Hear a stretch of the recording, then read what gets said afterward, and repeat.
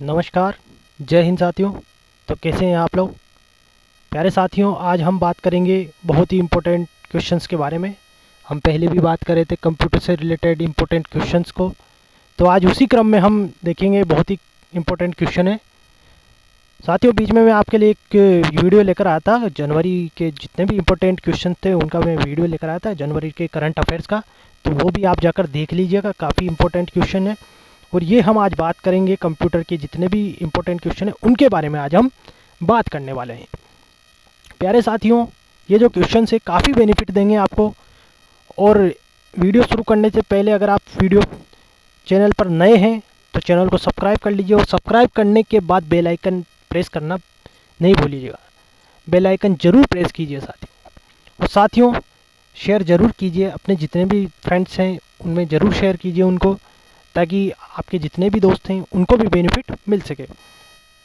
तो साथियों, शुरू करते हैं बिना किसी टाइम वेस्ट किए हुए और चलते हैं अपने क्वेश्चंस की तरफ।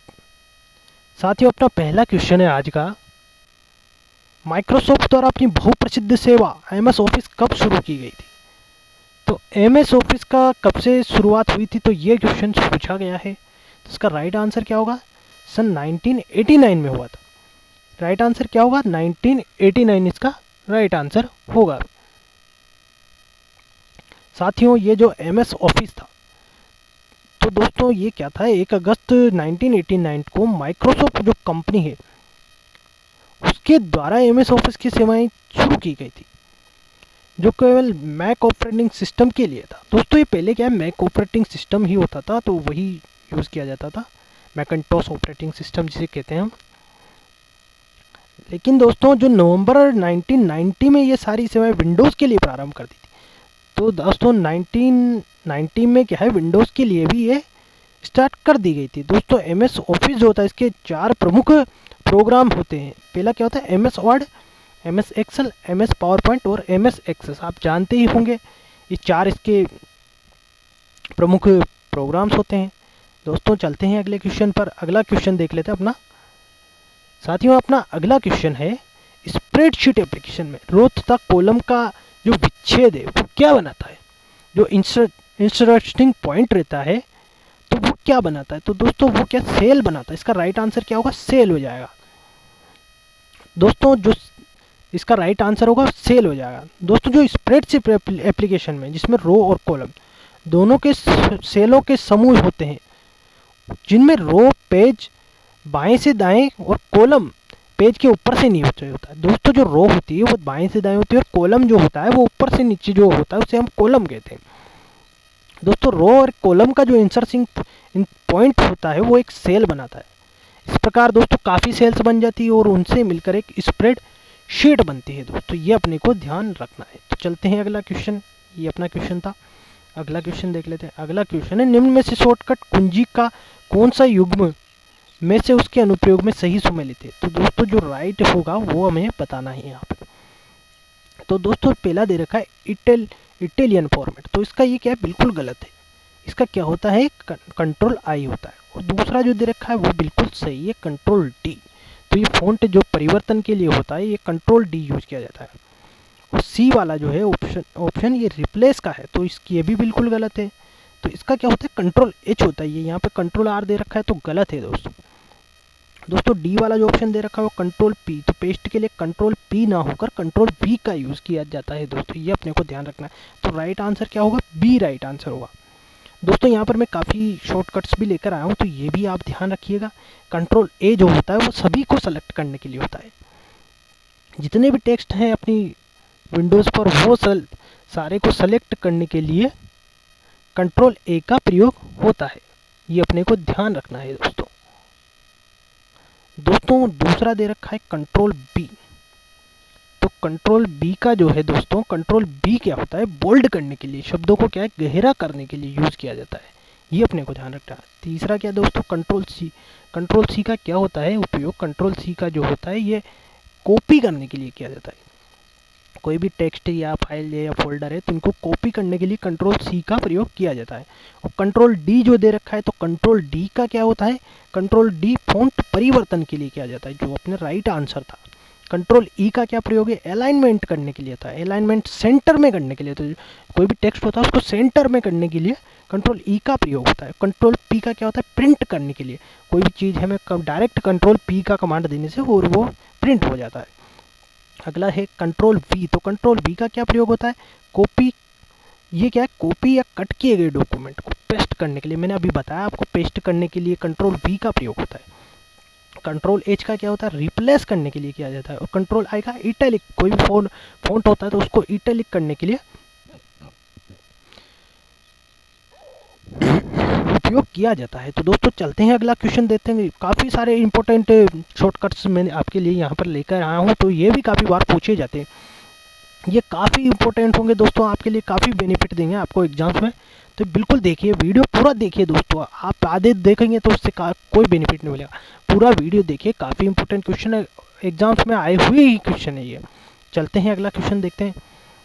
अगला क्वेश्चन है, पीडीएफ फाइल के संदर्भ में कौन सा कथन सत्य है। जो पीडीएफ फाइल्स होती है उसके संदर्भ में कौन सा कथन यहाँ पर सत्य है। दोस्तों इसका जो दे रखा है, इसका विस्तृत रूप प्रिंट डॉक्यूमेंट फॉर्मेट है, ये बिल्कुल गलत हो जाएगा दोस्तों। इसका जो फुल फॉर्म होता है, क्या होता है, पोर्टेबल डॉक्यूमेंट फॉर्मेट होता है। और बी दूसरा वाला क्या दे रखा है, यह वर्ड फाइल का एक प्रकार है, तो ये भी गलत हो जाएगा। ये वर्ड फाइल का प्रकार नहीं होता, ये पीडीएफ अलग ही एक्सटेंशन होता है फाइल के प्रकार का।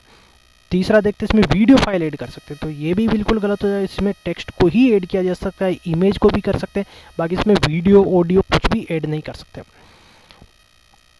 दोस्तों। अगला देखते हैं, तो ये बिल्कुल राइट हो जाएगा। इसमें इमेजेस को ऐड या शामिल किया जाता है, मैंने अभी बताया आपको, इमेज को, फोटोज़ को इसमें ऐड किया जा सकता है दोस्तों। पीडीएफ का फुल फॉर्म भी कभी कभी पूछ लिया जाता है, तो उसका फुल फॉर्म है पोर्टेबल डॉक्यूमेंट फॉर्मेट। साथियों में एक जो भी फुल फॉर्म से उनसे रिलेटेड एक ऑलरेडी वीडियो बना चुका हूँ, देख लीजिएगा, आप काफ़ी बेनिफिट देगा आपको, एग्जाम्स के लिए काफ़ी बेनिफिट होगा दोस्तों। जो पीडीएफ बताइए, ये एक फाइल फॉर्मेट होता है जिसे एडोब द्वारा 1990 में विकसित किया गया है, जो डॉक्यूमेंट को प्रदर्शित करता है दोस्तों। एक बार बनने पर पीडीएफ फाइल को सामान्यतः एडिट नहीं किया जा सकता है।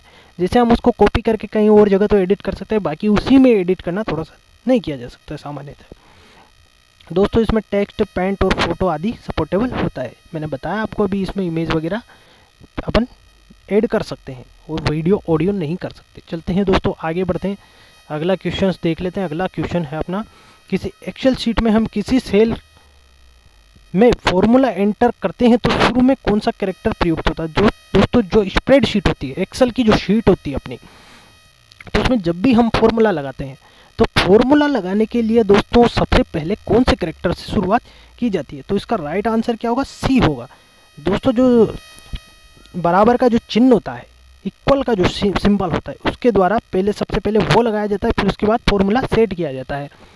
चलते हैं, देखते हैं और इसके बारे में दोस्तों। एमएस एक्सेल में वर्कशीट के सेल में कैलकुलेशन के लिए फॉर्मूला प्रयुक्त करते हैं, जिसके सेल में इक्वल साइन से शुरू करते हैं। तो ये देखिए दोस्तों, इसका राइट आंसर क्या होगा, इक्वल साइन होगा।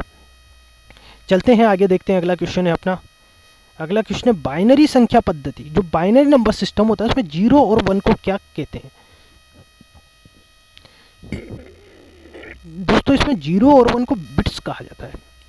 जो मशीनी लैंग्वेज होती है ये बाइनरी संख्या पद्धति, तो उसमें 0 1 होता है, जो इसको क्या है, बिट्स कहा जाता है दोस्तों। बाइनरी नंबर सिस्टम एक संख्या पद्धति होती है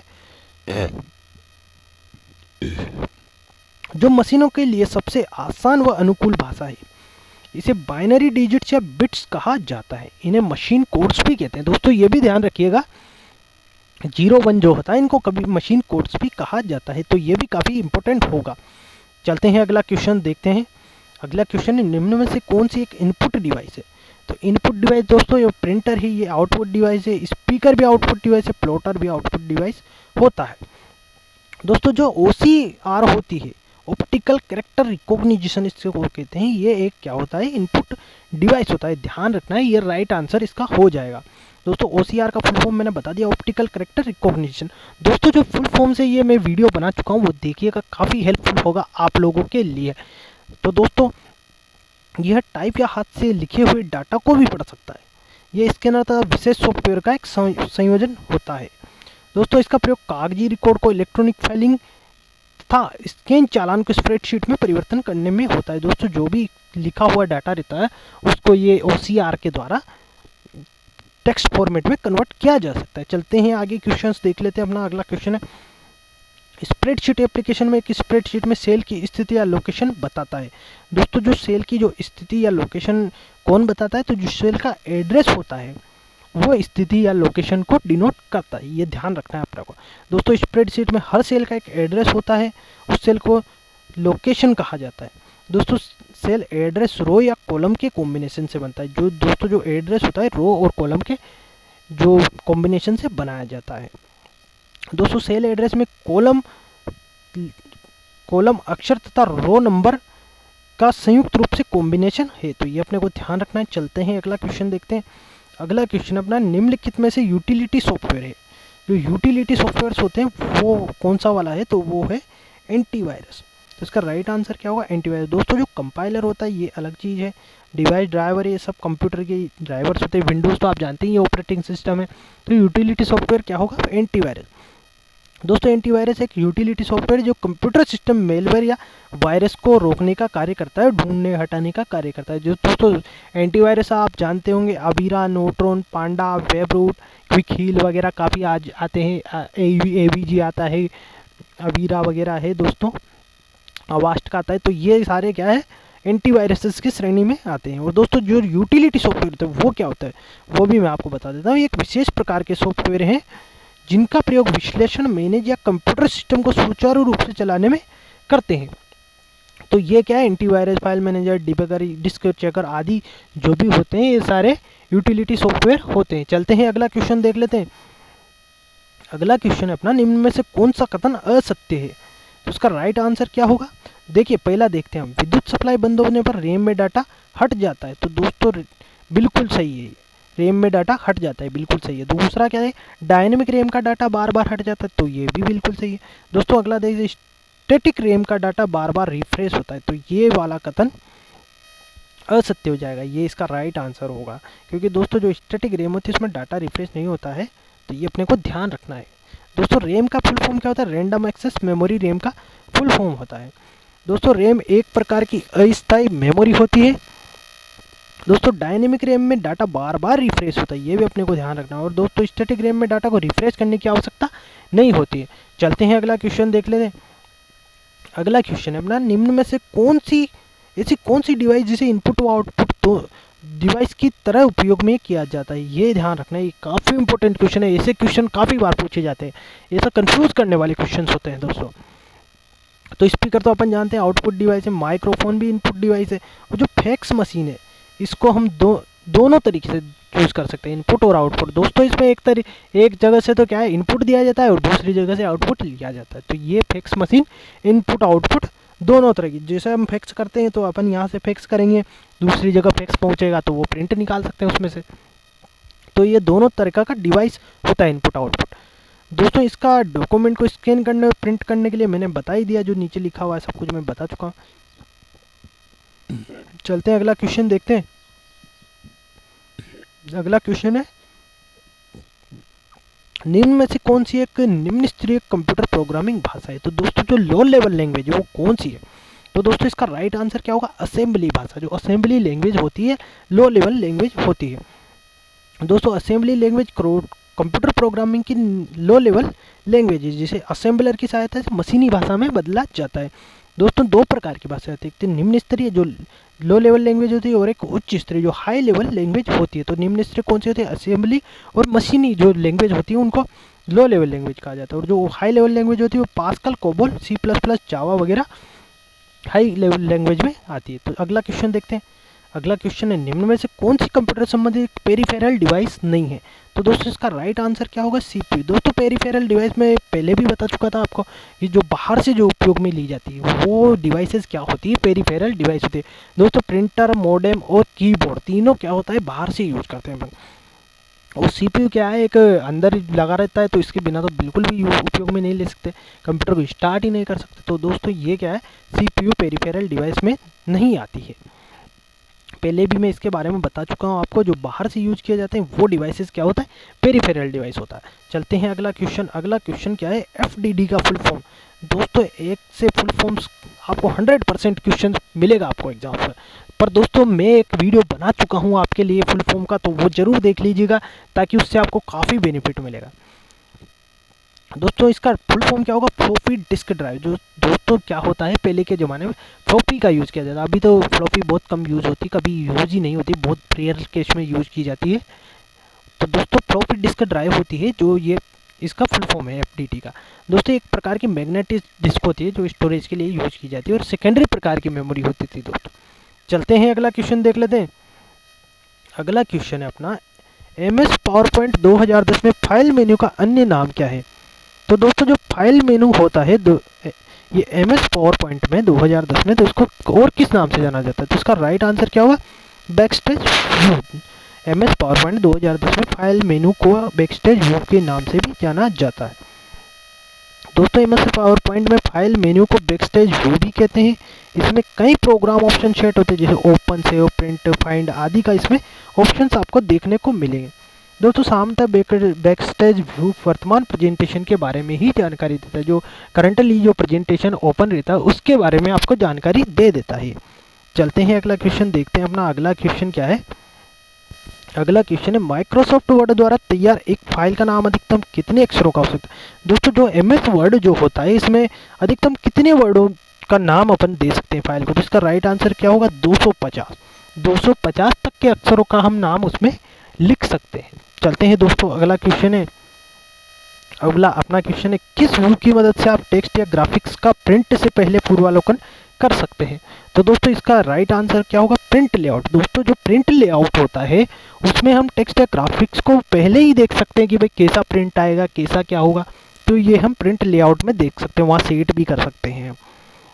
दोस्तों किसी डॉक्यूमेंट को प्रिंट करने से पहले उसका पूर्वावलोकन प्रिंट लेआउट के माध्यम से करते हैं, जिससे हम आवश्यकता अनुसार फॉर्मेट या कैरेक्टर साइज पेज ब्रिक करके भी देख सकते हैं। दोस्तों कोई भी पेज हमें छोटा बड़ा कहाँ से कहाँ तक प्रिंट करना है, ऐसा भी हम उस पर पेज लेआउट में सेट कर सकते हैं। चलते हैं अगला क्वेश्चन देखते हैं। अगला क्वेश्चन है अपना, माइक्रोसॉफ्ट एक्सेल 2010 में चयनित सेल से एक चार्ट बनाने के लिए कौन सा कीबोर्ड शॉर्टकट बटन दबाया जाना चाहिए। दोस्तों जो माइक्रोसॉफ्ट एक्सेल 2010 है तो इसमें कौन सा शॉर्टकट की होता है चार्ट बनाने के लिए, तो इसका राइट आंसर क्या होगा, F11। F11 जो फंक्शन की होती है दोस्तों, तो इसका उपयोग करके हम एक चार्ट बना सकते हैं। MS एक्सेल में सेल से एक चार्ट बनाया जा सकता है। और दोस्तों ये F1 क्या होती है, एक फंक्शन की होती है, जो F1 F2 जो जितने भी होती है ना, इनको फंक्शन की कहा जाता है। चलते हैं अगला क्वेश्चन देखते हैं। अगला क्वेश्चन है अपना, निम्न में से एक ऑपरेटिंग सिस्टम नहीं है। तो दोस्तों ये भी काफ़ी इंपॉर्टेंट क्वेश्चन है, हमें ऑपरेटिंग सिस्टम्स भी ध्यान रखने, कौन कौन से ऑपरेटिंग सिस्टम है, कौन कौन से नहीं है।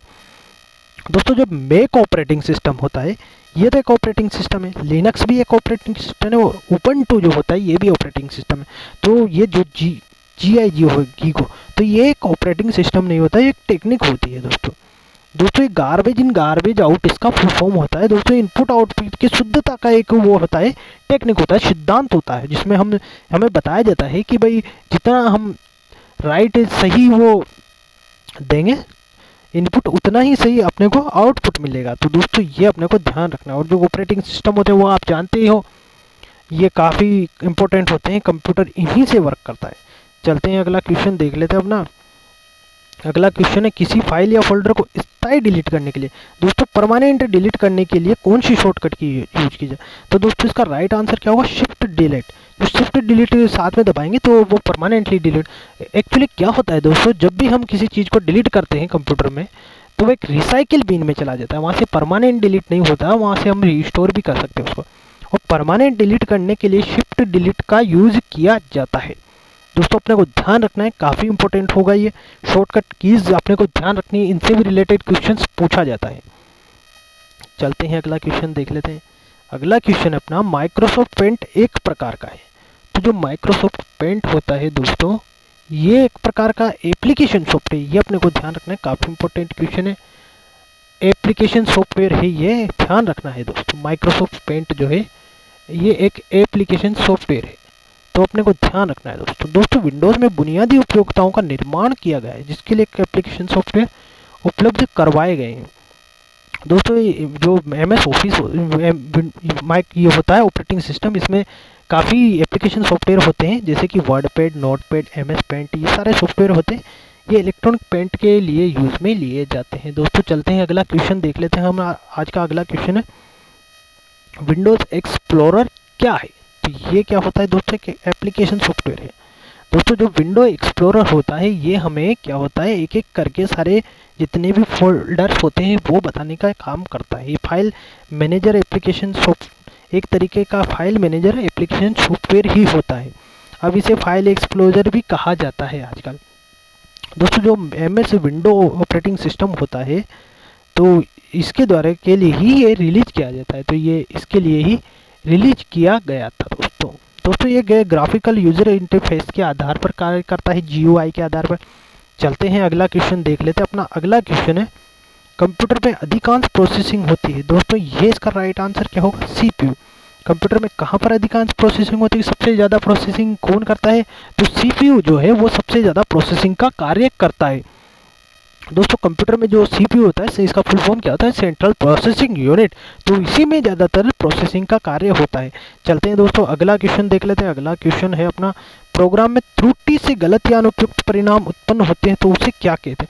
दोस्तों जो भी हमारे द्वारा कोई गलतियाँ हो जाती है या गलत जो रिजल्ट मिलते हैं तो उनको क्या कहा जाता है, मतलब जिनके द्वारा गलत ये होता है परिणाम अपने को मिलता है, जो रिजल्ट मिलता है, आउटपुट जो मिलता है, तो उसको क्या कहते हैं, मतलब जो भी हो जाता है गलती तो उसको बग कहा जाता है। दोस्तों जो बग्स होती है वो होता है, कहते थे ना और उसमें बग्स आ गया तो वो होता है दोस्तों, बग आना कहा जाता है। दोस्तों चलते हैं अगला क्वेश्चन है, आज का लास्ट क्वेश्चन है अपना।